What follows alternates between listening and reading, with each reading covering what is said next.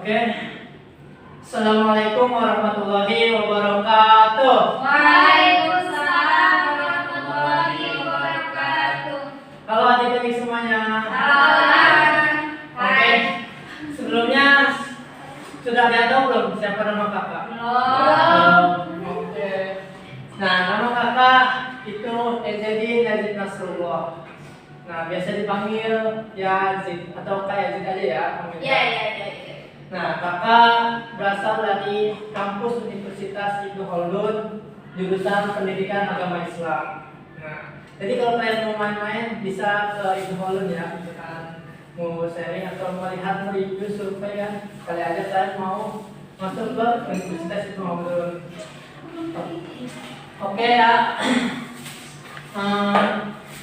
absen dulu aja ya sebelum kita mulai.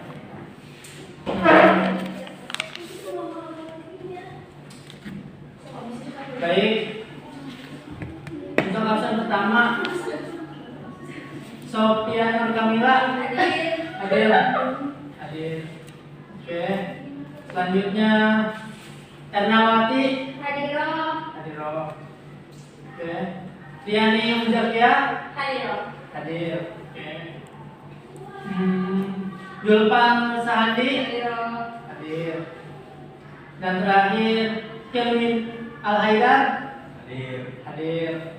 Oke, masuk semuanya ya. Alhamdulillah. Nah, sebelum kita mulai, alangkah lebih baiknya kita berdoa terlebih dahulu. Ada yang hafal doa menuntut ilmu? Ada. Oke, langsung saja kita mulai. 1, 2, 3. Bismillahirrahmanirrahim.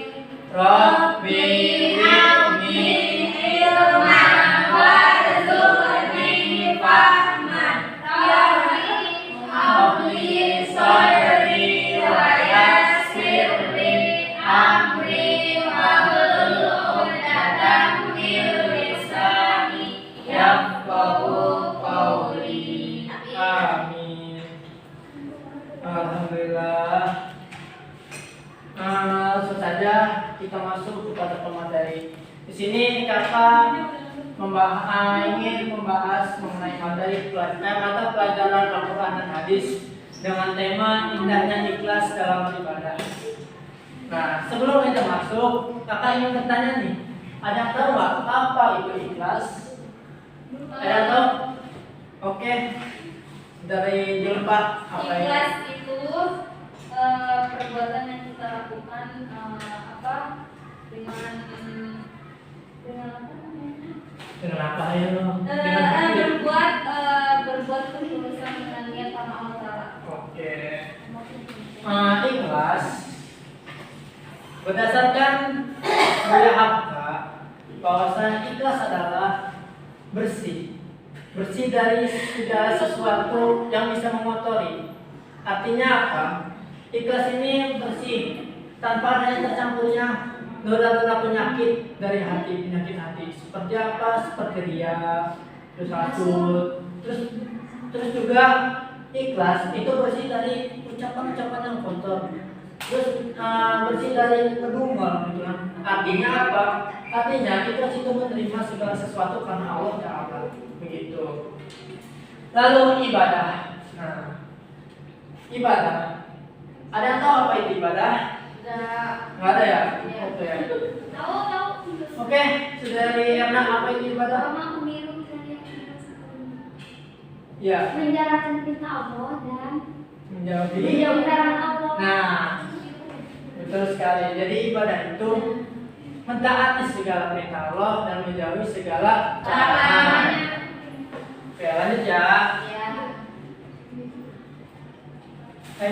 Lewat. Tentang konsep. Kita hapus dulu ini. Sebelum kita masuk lebih dalam, kita lihat dulu peta konsepnya yang akan kita pelajari ini. Peta konsep di sini kita ada tiga konsep. Yang pertama kita akan memahami yang namanya surat Al-An'am ayat 162 sampai 163. Lalu yang kedua kita akan memahami surat Al-Bayyinah ayat 5. Dan yang terakhir kita akan memahami hadis tentang ikhlas dalam beribadah. Nah, tiga ayat dan tiga dalil ini itu akan menjelaskan mengenai ikhlas dalam beribadah. Itu semuanya tercakup dalam dalil ini, yang mana surat Al-An'am, Al-Bayyinah juga dua hadis yang nanti diriwayatkan oleh Bukhari dari Siti Aisyah. Oke, lanjut ya. Nah, surat Al-An'am. Sebelum kita lanjut, saudara yang hafal belum terkait surat Al-An'am ini? Saya Pak. Oke, yang ini dulu. Nah, coba tolong bacakan surat Al-An'am 162 sampai 163. Bismillahirrahmanirrahim. Qul inna sholati wa nusuki wa mahyaya wa mamati lillahi rabbil alamin. La syarika lahu wa bidzalika umirtu wa ana awwalul muslimin. Asik, jadi tidak. Oke. Kul inna sholati wa nusuki wa mahyaya wa mamati lillahi rabbil alamin. La syarika lahu wa bidzalika umirtu wa ana awwalul muslimin.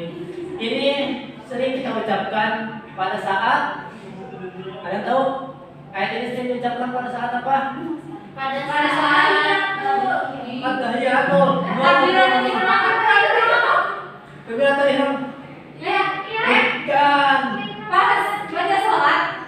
Ini inna sholat ini kan kita sering sholat nih, sholat Allah. Doa kita. Nah, doa kita betul sekali. Nah, Iya, bisa dari kita, Pak. habis takbir, kalau takbir Iya. ihram Allah Iya. Akbar. Iya, Nah, baru ternyata. oke, jangan salah lagi ya kita semuanya. Iya. Oke. Nih, habis takbiratul ihram, kita biasanya membaca surat ini. Bukan kagak ada kul ya. Inna sholati wa nusuki wa mahyaya wa mamati lillahi rabbil alamin. La syarika lahu wa bidzalika umirtu wa ana awwalul muslimin. Asik, pada semangat semua. Asik. Nah, artinya apa? Coba kita lihat artinya. Artinya, katakanlah, inna sholati, sesungguhnya sholatku atau sembahyangku, wa nusuki, ibadahku nih, wa mahyaya, hidupku, wa mamati, dan matiku, lillahi rabbil alamin. Itu semata-mata hanya milik Allah Subhanahu wa ta'ala. Lalu selanjutnya, la syarika lahu, tidak ada sekutu lahu bagi Allah Subhanahu wa ta'ala. Wa bidzalika umirtu, dan yang demikian itulah diperintahkan kepada umirtu. Asal kata dari amaro yang muru, umirtu fi'il mati dari amaro yang muru. Nah, wa ana awwalul muslimin, dan aku adalah orang yang pertama-tama akan menjadi umat muslim. Itu ini dari surat Al-An'am ayat 162 sampai 163. Bagaimana dengan penjelasannya? Nah, penjelasannya surat Al-An'am ayat 162 sampai 163 ini termasuk ke dalam surat yang ke-6 di Al-Qur'an. Dan surat Al-An'am jumlahnya ada tahu berapa? Gak tahu. Nggak tahu. Nah, jumlah surat Al-An'am itu ada 165 ayat. Lalu surat Al-An'am pula diturunkan di mana, ada yang tahu? Fatimah. Di Makkiyah, Mekah. di Mekah. Nah, surat Al-An'am diturunkan di kota Mekah. Biasanya disebut dengan Makkiyah. Ya, nah Makkiyah artinya apa? Rasulullah ayat ini turun sebelum Rasulullah SAW hijrah ke kota Madinah. Nah, lalu arti surat Al-An'am itu binatang ternak. Ada yang tahu mengapa disebut binatang ternak? Ada yang tahu kisahnya? Karena pada zaman itu orang-orang Iya. pada berternak. Karena zaman itu orang-orang pada berternak. Oke, nggak apa-apa. Ada lagi yang lain? Udah pada ada. Nggak ada ya? Nah, jadi mengapa? Ternyata dari binatang ternak ini ada historisnya yang bisa kita perhatikan atau kita pelajari. Bahwasanya pada zaman dahulu orang-orang itu biasanya menganggap binatang ternak itu sebagai atau dipergunakan sebagai alat untuk mendekatkan diri kepada Tuhan. Itu binatang ternak. Dan itu pun terjadi pada kita selaku umat muslim. Dengan apa? Ya dengan berkurban salah satunya. Ya dong. Setiap Idul Adha pasti kita akan melaksanakan yang namanya kurban. Itu bila mampu juga kan tidak ada niat dan ada uang yang mencukupi untuk membeli hewan kurban. Lalu selanjutnya, nah isi kandungan. Setelah kita memahami tadi surat Al-An'am, maka kita harus mempelajari juga apa sih isi yang ada di kandungan surat Al-An'am, gitu kan, ayat 162 sampai 163, ya kan? Isinya apa?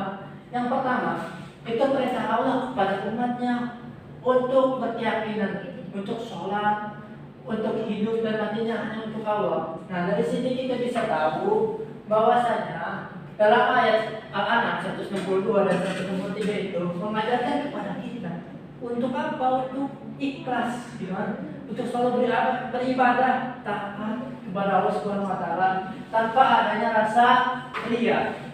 Nah, tanpa adanya rasa ria, tanpa adanya rasa sombong atau ingin dilihat oleh orang lain. Misalkan, siapa yang misalkan Sofia gitu ya, sholat nih. Nah, sholat, ya itu dia niatnya cuma ingin dilihat gitu dia. Gua sholat nih, sholat zuhur. Gua sholat zuhur pengen dilihat kan ada teman-teman. Nah, itu kita boleh astagfirullahaladzim.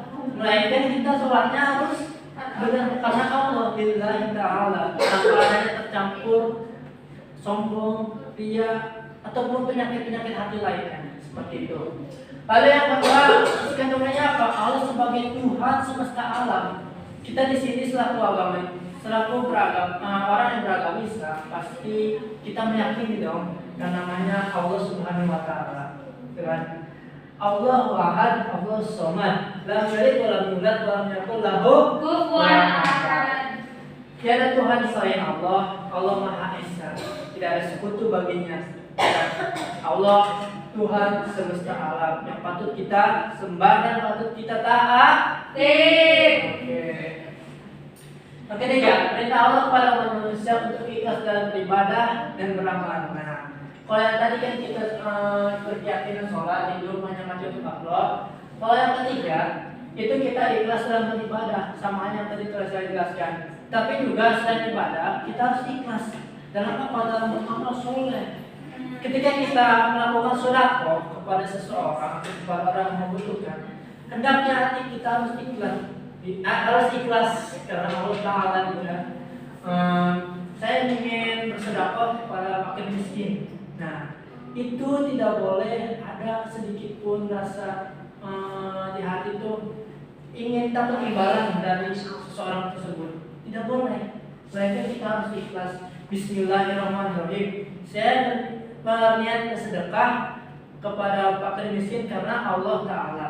Nah nanti ini akan menjadi ladang ibadah untuk kita semua. Lalu yang keempat, senantiasa beramal soleh dan menjauhi segala larangan-larangan Allah. Ini termasuk tadi ya pada penjelasan ibadah, bahwasanya kita selaku orang yang beragama Islam hendaknya kita selalu mentaati apa-apa yang diperintahkan oleh Allah Subhanahu Wa Taala dan menjauhi segala larangan yang telah Allah larang. Larangannya apa itu? Ada yang tahu?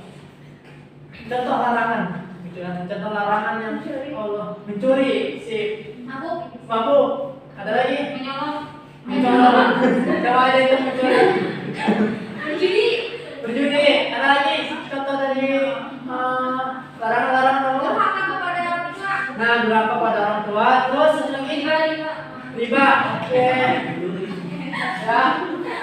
Nih, larangan-larangan Allah, riba, mencuri, memukul ya. Ya.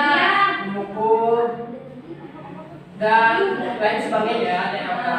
Nah, Ini semua riba, mencuri, memukul, ataupun judi yang lainnya, itu semua termasuk ke dalam larangan-larangan yang telah Allah berikan kepada kita selaku umat Islam.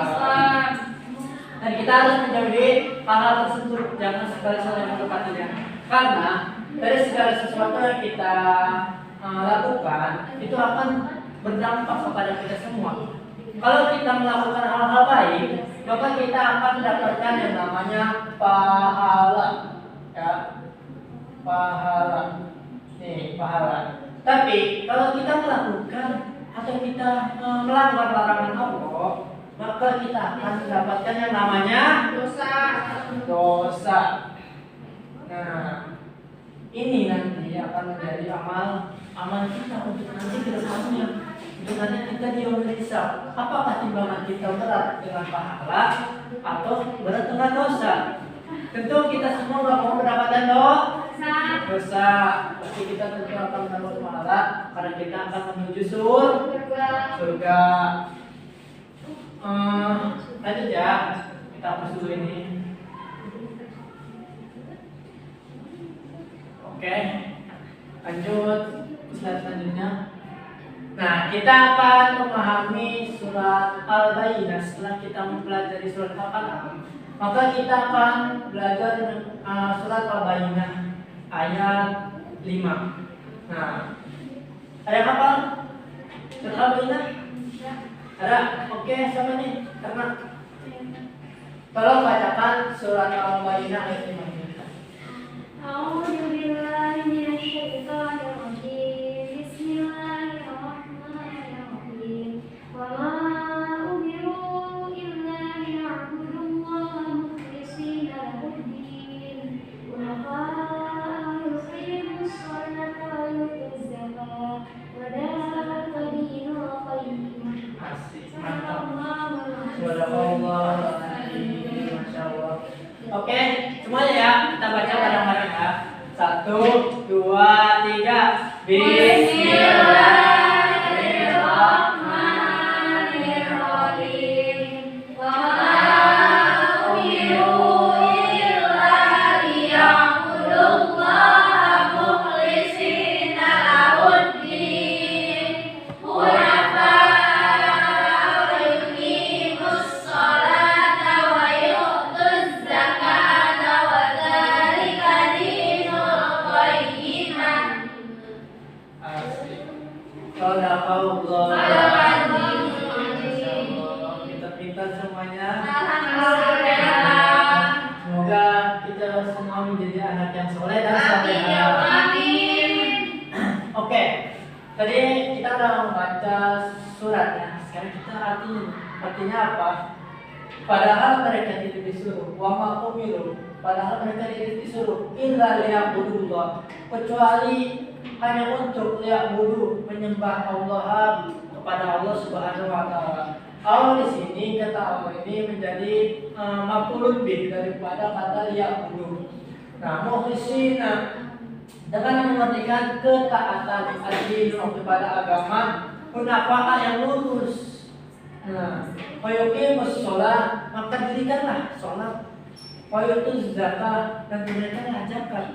Wa dzalika dinul qayyim, maka demikian itulah agama yang lurus. Nah, untuk penjelasannya, surat Al-Bayyinah merupakan surat yang ke-98 dalam Al-Quran. Dan surat ini terdiri dari 8 ayat. Nah, surat ini tergolong ke dalam surat Madaniyah. Kenapa? Karena surat ini turun karena setelah Nabi hijrah ke kota Madinah. Kan kalau yang tadi itu Makkiyah, maka yang sekarang itu Madaniyah. Lalu apa sih arti dari Al-Bayyinah? Nah, arti Al-Bayyinah itu sendiri bukti yang nyata. Dari artian di sini kita bisa mengetahui bahwasanya Allah menyembah kita, Allah menyuruh kepada umatnya untuk selalu menyembah, taat dan patuh kepadanya. Kenapa? Karena Allah itu Tuhan semesta alam yang memang patut kita sembah. Sebagaimana Quran surat Al-Hujurat ayat 1 salah maaf. Sebagaimana surat Az-Zariyat ayat 56 yang berbunyi, "Wa ma khalaqtul jinna wal insa illa liya'budun." Ada yang apa? Tidak ada ya?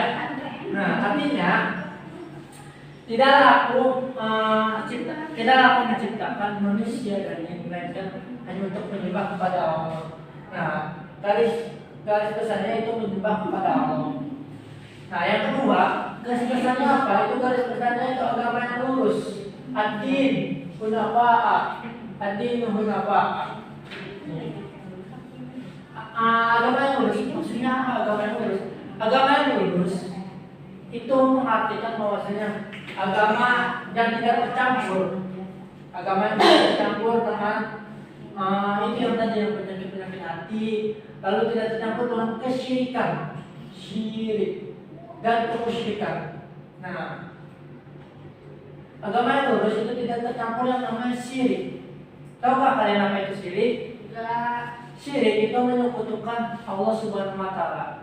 Contohnya seperti kita menyembah berhala, gitu kan? Bukan kita lah, misalnya orang lain gitu ya. Jangan ya, tapi tidak.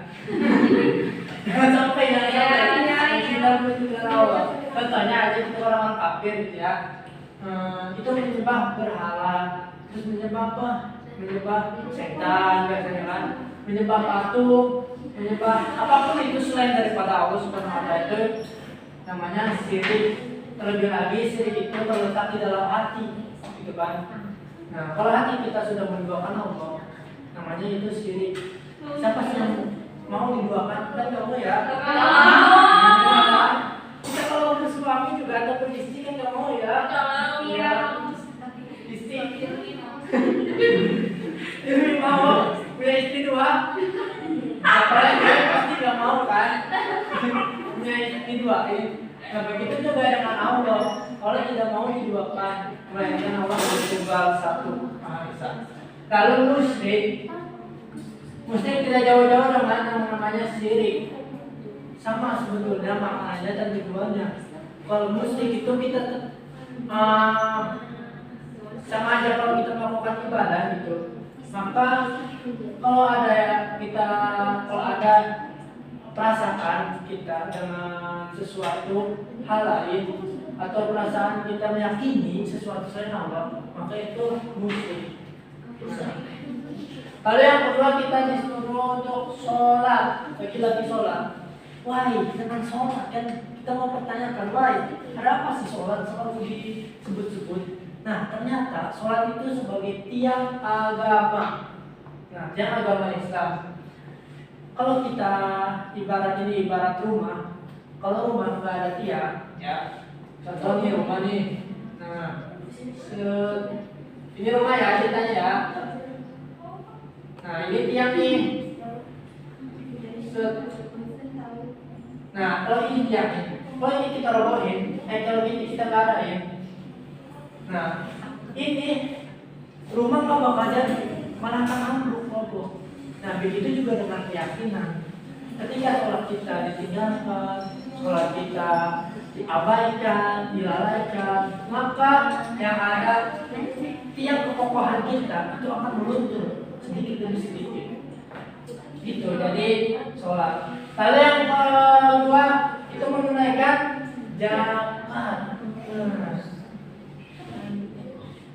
zakat.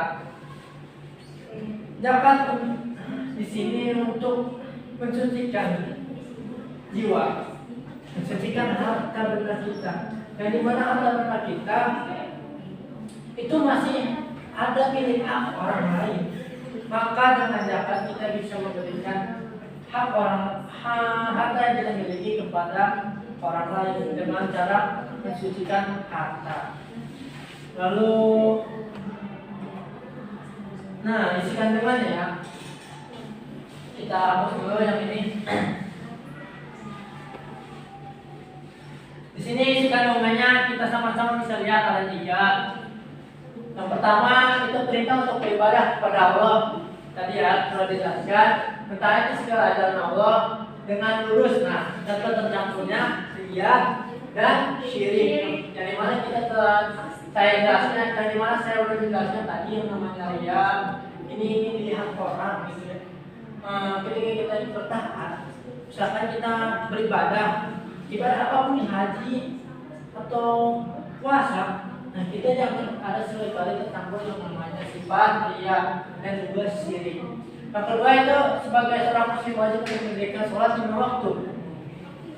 Bagaimana tadi saya sudah menjelaskan bahwa sholat itu ibadah tiangnya agama. Bila mana tiangnya sudah tidak ada, maka kekokohan iman itu akan luntur sedikit demi sedikit. Nah, yang kita ketahui nih, sholat itu ada berapa waktu? 5 ya. Oh, di sini ada. Nah ya, sholat yang kita kerjakan wajibnya itu ada 5 dalam sehari semalam. Lalu sholat sunnah itu macam-macam ya, banyak. Ada sholat sunnah. Coba, ada yang tahu sholat sunnah apa aja?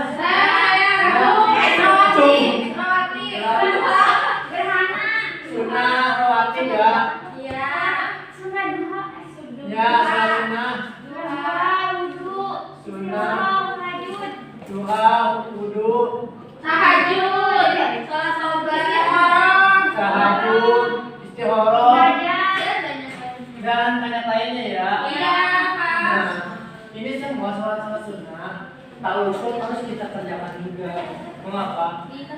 Karena sholat sunnah bisa membantu atau menambah amal-amal kita daripada sholat wajib. Apabila sholat wajib kita masih kurang sempurna, maka sholat yang tidak sempurna ini akan disempurnakan oleh sholat sunnah ini. Nah, kalau sholat sunnah habis zuhur, habis ini itu yang disebut sholat wajib. Lalu sholat sunnah tahajud juga ya. Sekarang kita kan suka malas gitu ya. Kan? Kalau malam-malam tuh ngantuk banget. Ngantuk mau misalkan kita udah niat nih, mau sholat tahajud lah. Tahu-tahu bablas sampai subuh kan? Nggak jadi aja. Nah itu, emang sholat tahajud itu memang godaannya sangat besar, tapi pahalanya juga besar. Gitu. Sholat duha juga kan. Nah kalau kita ingin mendapatkan rezeki yang banyak, paling perbanyaklah sholat duha. Ibarat kata kita buka keran nih. Kalau kita berbanyak sholat duha, maka keran akan dibuka. Dan itu airnya akan memuncul dengan banyak, ya dong. Nah, air itu rezeki yang Allah berikan kepada kita kan dibuka banyak, jadi kita mendapat rezeki yang melimpah. Tapi kalau kita tidak sholat, apalagi kita meninggalkan sholat wajib, maka kerannya akan ditutup. Ditutup dan tidak ada air yang ke bawah. Artinya kita rezekinya tersumpas ya, atau tidak ada dipersulit. Itu oleh siapa? Oleh Allah Subhanahu wa Ta'ala karena kita meninggalkan sholat. Lalu yang ketiga itu perintah untuk menunaikan zakat. Nah, zakat biasanya kita laksanakan ketika puasa ya, menjelang hari Lebaran. Nah, zakat itu zakat namanya zakat apa? Zakat fitrah. Zakat terbagi jadi berapa? Contoh. Zakat. Ada tahu?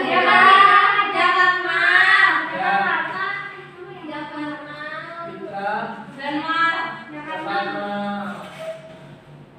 Nah, ini pembagian harta.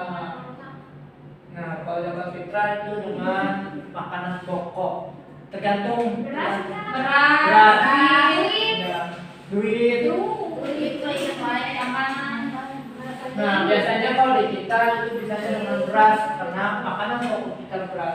Tapi kalau makanan pokok kita gandum, maka zakat fitrahnya juga gandum. Sesuai dengan ini. Kalau beras merah berarti beras merah. Iya. Beras jagung Iya, beras kencur. Saya di Thailand ya, Pak. Iya. Nah, oke ya. Zakat juga tergantung kepada mazhabnya. Kalau mazhab Maliki, mazhab Hanafi itu biasanya dengan uang. Lanjut ya. Selanjutnya 30. nih, dari segi bentuk ibadah dibedakan menjadi 5 bagian. Yang pertama ibadah qauliyah, ucapan. Ibadah ucapan. Qauliyah ucapan. Apa kalian yang tahu? Contohnya? Contoh dari qauliyah ucapan. Zikir kan? Nah, sip, zikir. Lagi. Zikir. Apa lagi ada yang tahu? Baca Quran. Oh iya, baca Quran. Baca Quran. Nah, ini semua zikir, baca Quran itu termasuk kepada ibadah qauliyah, ucapan kita. Lalu yang selanjutnya ibadah hissiyah, fisik. Ada yang tahu contoh dari ibadah hissiyah? Sholat? Oh, belum. Bukan. Oh itu berbuat baik. Nah, berbuat baik. Seperti apa? Coba. Nah, seperti tolong menolong. Lalu apa lagi? Bantu. Bersedekah. Berinfak. Itu zakat enggak? Zakat juga zakat. Zakat terakhir. Nah itu enggak Pak, zakat nanti maksudnya tuh maliyah. Nah kalau di sini ya itu kepada bersedekah. Nah ibadah maliyah melibatkan harta. Nah ini baru ke zakat. Lalu ini ada ibadah qauliyah, wajibnya ucapan sholat. Seperti sholat, itu dan sholat. Ini sholat termasuk pada ibadah qauliyah wajibnya. Lalu yang terakhir ibadah qauliyah, hissiyah dan maliyah. Ada yang tahu kan? Ucapan, perbuatan dan harta. Ibadah apa itu? Haji. Nah, haji betul sekali. Ini contoh kepada haji, ibadah haji. Ya kan? Kita perlu tahu juga namanya haji. Itu ibadah yang mencakup dari ucapan, perbuatan, serta harta. Yang dimana harta ini harus benar-benar cukup. Harta kita untuk pergi ke tanah haji, ke tanah Masjidil Haram, dan juga harta untuk orang yang kita tinggalkan ketika kita berhaji. Tuh. Nah, lalu di sini ya, intinya dan cakupan ibadah dibedakan menjadi dua. Nah, yang pertama ibadah ams, ibadah umum, yaitu segala perbuatan yang dilakukan semata untuk mendapatkan ridho dan karena Allah. Ibadah ini disebut juga dengan ibadah mahiyah, mahiyah. Lalu yang kedua ibadah khosah. Khosah itu khusus, yaitu ibadah yang ditetapkan oleh nas tentang kaifiyah, tata cara pelaksanaannya. Ibadah ini disebut juga ibadah mahiyah. Ada yang tahu perbedaan dari ini?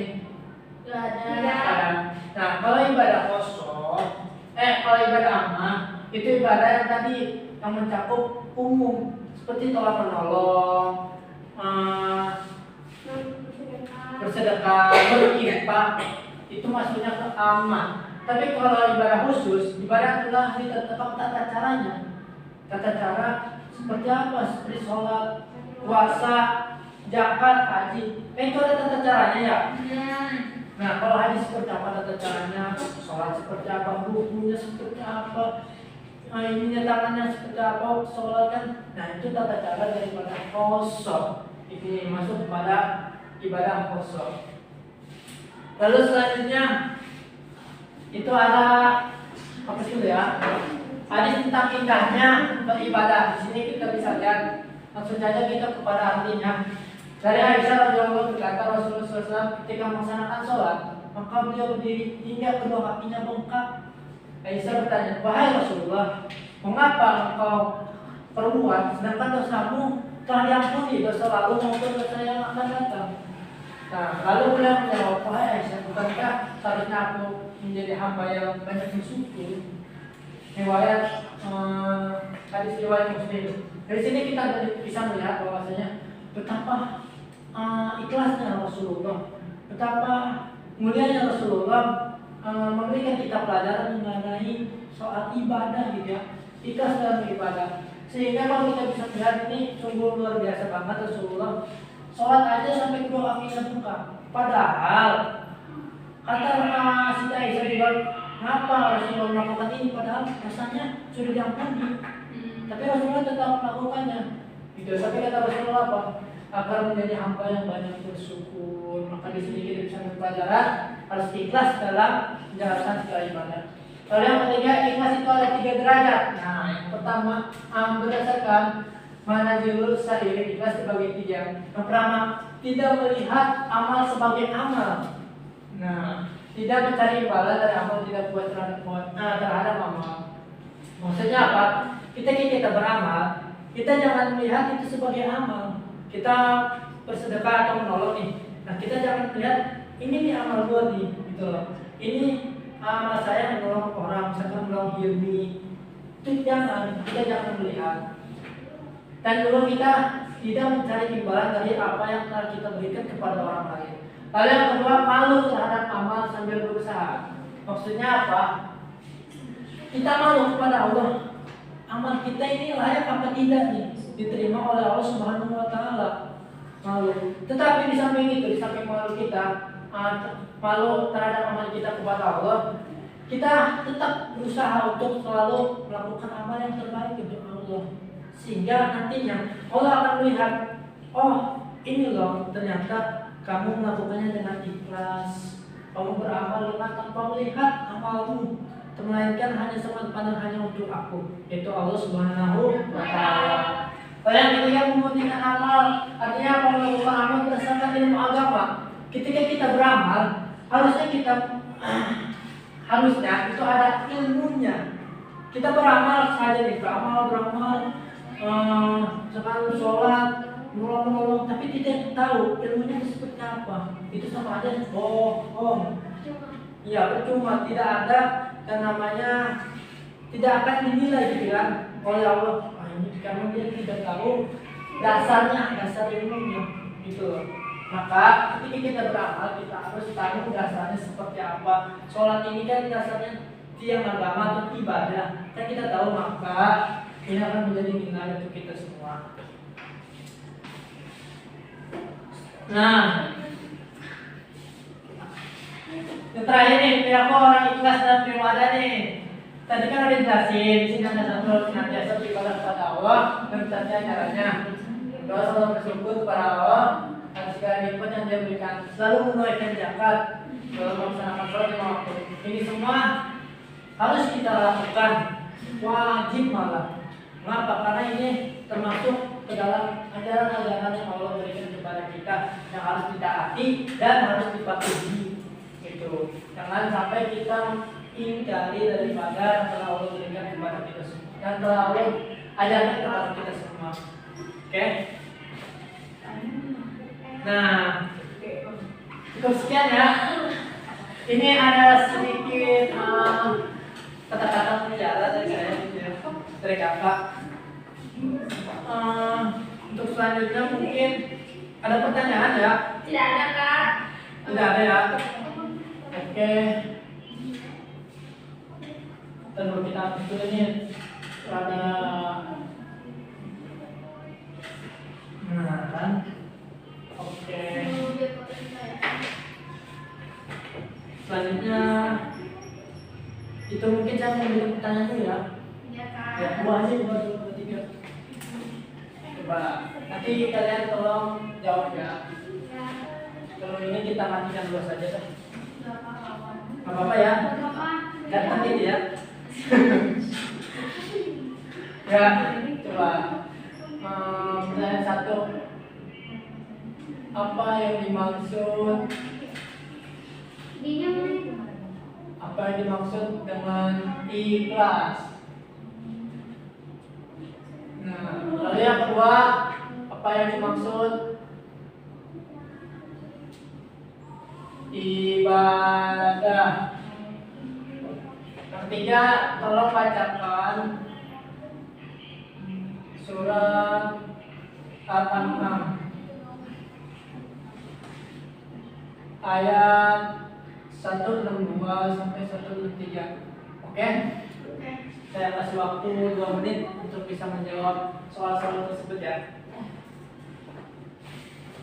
Ingat-ingat dulu aja, nanti kita satu-satu maju ke depan ya. Oh, satu lagi nih. Surat Al-Bayyinah, tolong bacakan.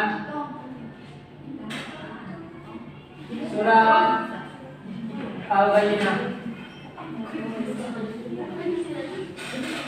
Oke, dari sekarang 2 menit ya. Saya Kak. Udah. Dan Oke, ini ingin jawab yang mana? yang keempat baca hafal Al-Bayyinah. Oke, surat Al-Bayyinah. Ya. Tolong maju ke depan bisa ya? Oh, enggak apa-apa. Ya udah di situ saja. Ya, jadi wa qalu a'udzu billahi minasyaitonir rajim. Bismillahirrahmanirrahim.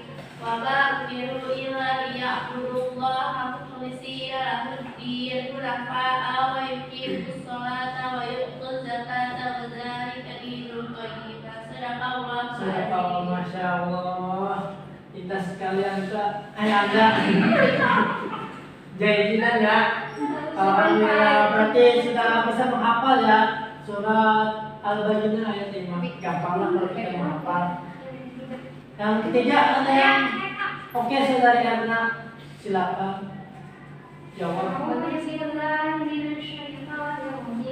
Bismillahirrahmanirrahim. Qul inna salati wa nusuki wa mahyaya wa mamati lillahi rabbil alamin. La syarika lahu wa bidzalika umirtu wa ana awwalul muslimin. Sadaqallah, Masya Allah. Alhamdulillah sudah hafal ya. Surat Al-Bayyinah sudah hafal. Surat Al-An'am alhamdulillah hafal ya. Ini jangan sampai dilupakan, oke? Oke. Hafalin terus. Ya. Nah, yang kedua siapa yang mau nih? Oke, Sophia. Jawab, apa yang dimaksud dengan ibadah? Ibadah itu merendahkan diri, Iya. taat dan patuh atas perintah aturan-aturan Allah dan menjauhi larangannya. Asik. Gimana jawaban saya? Alhamdulillah bagus sekali. Alhamdulillah ya, jawaban-jawaban kalian sangat memuaskan. Satu lagi nih belum. Nomor 1 apa itu yang dimaksud di kelas? Oke, saudara Yomi. Yang dimaksud dengan ikhlas itu adalah ibadah yang diniatkan karena Allah, bukan karena hal lain. Iya, hal lain ini seperti apa coba? Ya, Ini berapa lagi ya orang? maksudnya apa yang dilihat orang kayak gitu kan? Oh. Ya, maksudnya ria gitu Iya, ya. Ya, ya. Ciri, oke. Wih, alhamdulillah. Jahitan semuanya. Semua kita bisa menjadi anak-anak yang soleh dan juga anak-anak yang berwawasan luas. Amin. Oke, alhamdulillah karena semua sudah dijawab, maka saatnya kita closing. Alhamdulillah. Ya, capek sekali ya. Saatnya kita closing ya. Sebelum kita closing, apa baiknya kita baca doa kafaratul majlis. Ya. Sama-sama ya, sudah berapa semua? Dah. Oke, 1, 2, 3. Bismillahirrahmanirrahim. Subhanakallahumma wa bihamdika asyhadu an la ilaha illa anta astaghfiruka wa atubu ilaik. Alhamdulillah. Cukup sekian dari kakak. Apabila ada kata-kata yang salah atau masih banyak kekurangan dari kakak, mohon dimaafkan ya. Ya. Cukup sekian, terima kasih. Bye bye. Bye. Assalamualaikum warahmatullahi wabarakatuh.